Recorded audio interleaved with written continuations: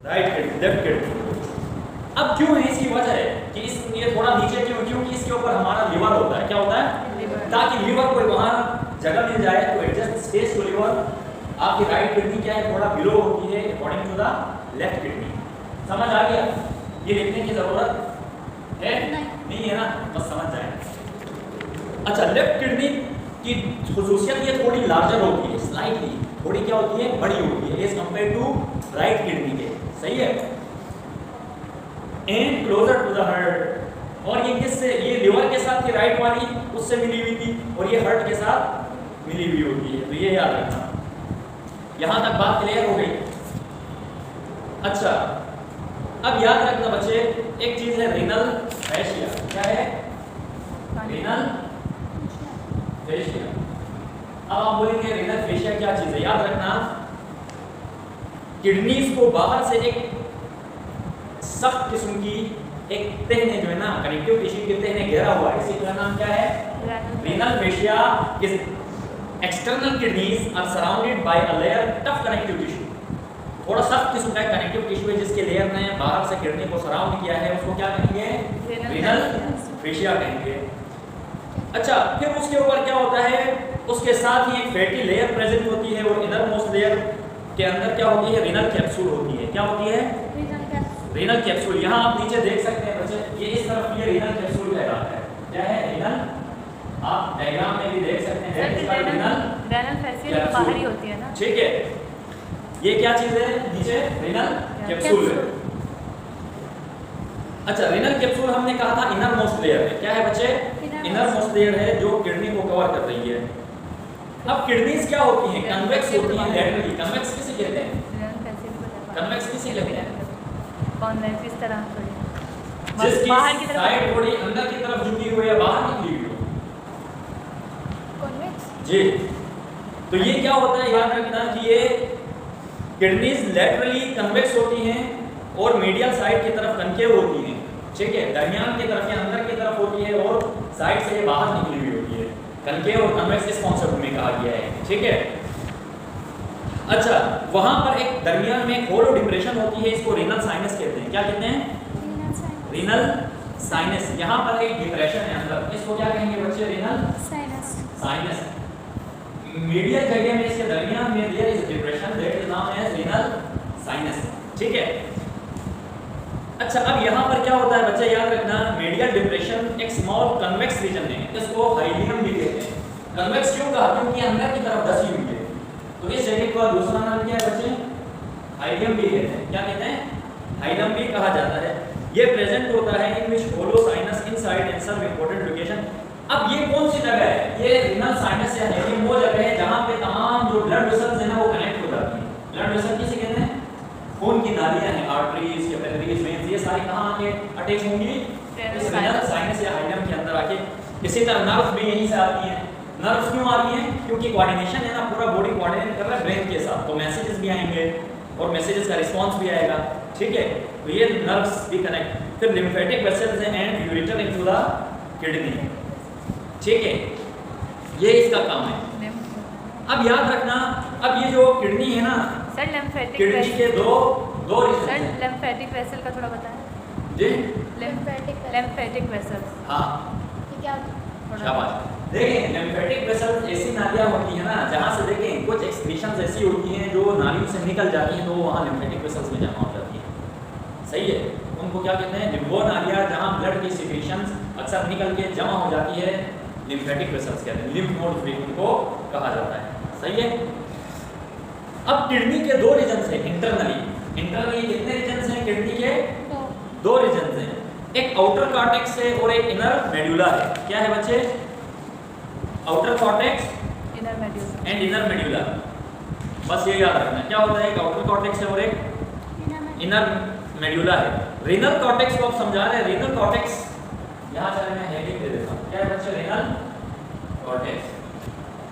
ये अंदर internal structure आपको समझा रहे हैं इसका। क्या समझा रहे हैं? Internal structure.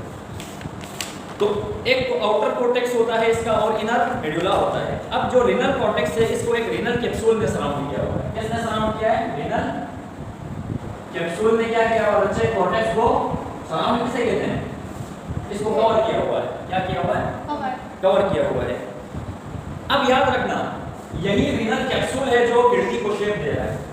क्या अभी आप बोलेंगे भाई बीन शेप क्यों है ये किडनी? तो इसका रीजन क्या है?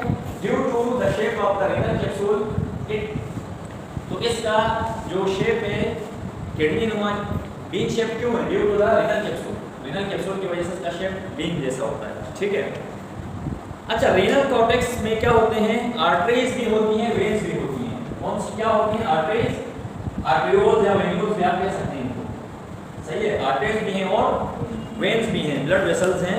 एंड सेल्स कॉल्ड नेफ्रॉन, और इसी रीनल कॉर्टेक्स के अंदर क्या है बच्चे? नेफ्रॉन भी है। क्या है? नेफ्रॉन। नेफ्रॉन का स्ट्रक्चर, ये बात मैं आपको ड्रॉ करेंगे पूरा कि नेफ्रॉन, अभी हम किडनी ही समझो, क्या समझो? अभी नेफ्रॉन पूरा एक स्ट्रक्चर आएगा, उसको भी ब्रीफली डिस्कस करेंगे। अच्छा, अब ये जो नेफ्रॉन है इसका जो आउटर होता है ना, आउटर रीजन वो थिन होता है। आउटर रीजन क्या होता है? थिन होता है, पतला होता है मेडुला की निस्बत। And produce an important hormone erythropoietin. यहाँ क्या, यहाँ नेफ्रॉन में कौन सा हार्मोन निकल रहा है? इरिथ्रोपोएटिन। अब इरिथ्रोपोएटिन का काम क्या है बच्चे? याद रखना, ये सिंथेसिस करता है आरबीसीज के, रेड ब्लड सेल्स को क्या करता है? बनाता है। कौन सा हार्मोन? इरिथ्रोपोएटिन। ये हार्मोन क्या बनाता है बच्चे?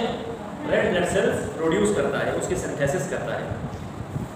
अब आपको रीनल कॉर्टेक्स समझ आ गया। अब दूसरा हम क्या समझाएंगे आपको? मेडुला। अच्छा, चले रीनल मेडुला समझते हैं। क्या यही पे मैं वो कर देता हूं, रीनल मेडुला। ये मेडुला कौन सा इनर होता है, अंदर की साइड की तरफ होता है किडनी के, पहले तो ये याद करना। अच्छा, यहाँ होते हैं रीनल पायरामिड्स। इसके अंदर रीनल मेडुला में क्या पाए जाते हैं? रीनल, अब ये समझाऊंगा पायरामिड्स क्या होता है। रीनल पायरामिड्स क्या किसके अंदर होते हैं? क्या बात है, रीनल मेडुला में होता है। Very good. अब रीनल मेडुला कंपोज करता है 7 to 18 कोनिकल शेप्ड मासेस। यहाँ पे देखो बच्चे, ये मेडुला कहलाता है। ये कौन शेप में कितने होते हैं तादाद में? 7 to 18 जी 7 to 18 ये मेडुला कहलाता है। ये जो रीजन है ये मेडुला है, ये जो बाहर का रीजन है कॉर्टेक्स है। क्या है? Renal cortex. तो ये अंदर का क्या कहलाता है? रीनल मेडुला है अंदर। और इसके अंदर क्या होते हैं? Cone shape 7 to 18 mass of tissues. ये क्या है? 7 से लेके 18 तक ऐसे टिश्यूज होते हैं, और इन्हीं टिश्यूज को क्या कहते हैं? और ये कोन शेप होते हैं। कोन आइसक्रीम देखी है ना, जैसे यूं होंगे, इसी तरह होती है ना कोन शेप। हाँ, तो ये इस तरह के होते हैं। अच्छा, एक इसमें होता है रीनल कॉलम। क्या होता है बच्चे? मेडुला के अंदर क्या होता है? Renal column. रीनल पायरामिड समझा दिया आपको, अब क्या समझाना है? Renal column. याद रखना, रीनल कॉलम क्या होता है? कॉर्टेक्स और मेडुला के दरमियान का जो स्पेस है, इधर दरमियान की जो जगह है, इसी को क्या कहेंगे? Renal column. The space between pyramids, इनके दरमियान का जो डिस्टेंस है, क्या कहलाएगा? ये स्पेस रीनल कॉलम कहलाएगा। क्या कहलाएगा? रीनल कॉलम कहलाएगा। अच्छा, मेडुला रीजन के अंदर क्या होता है बच्चे? लूप ऑफ एनल होता है। लूप ऑफ एनल, ये नेफ्रॉन के स्ट्रक्चर में मैं आपको समझाऊंगा। ये इस तरह का इसके स्ट्रक्चर होता है, यहाँ ग्लोमेरुलस से निकलता है, इसको क्या कहते हैं? Loop of anal. ठीक है, क्या कहते हैं? तो मेडुला के अंदर क्या होता है? लूप ऑफ एनल होता है, जो कि किसका पार्ट है? नेफ्रॉन का पार्ट है। और इसको कलेक्टिंग डक्ट भी कहते हैं। क्या कहते हैं इसको? Collecting duct. क्यों कहा कलेक्टिंग डक्ट? क्योंकि देखिए, जितना भी ब्लड आ रहा है, ये सारा कौन जमा कर रहा है? यहाँ पे लूप ऑफ एनल जमा कर रहा है। जब इसका नाम क्या है? जमा करने वाली नाली। क्या जमा करेगी? ब्लड आ रहा है ना, फिर उसकी फिल्ट्रेशन होगी। ठीक है, शाबाश। अब यूरिन इंटर होता है। क्या होता है? यूरिन इंटर होगा कलेक्टिंग डक्ट में, जिसका नाम क्या दिया? लूप ऑफ एनल नाम दिया। फिर ये फॉरवर्ड टुवर्ड्स हाइलम की तरफ जाएगा। सही है, हाइलम पर आपको पढ़ाया था। हाइलम के बाद ये कहाँ जाएगा? पेल्विस में जाएगा, और फिर यूरेटर से, यूरेथ्रा के थ्रू बॉडी से आउट हो जाएगा। तो ये आपका क्या हो गया बच्चे?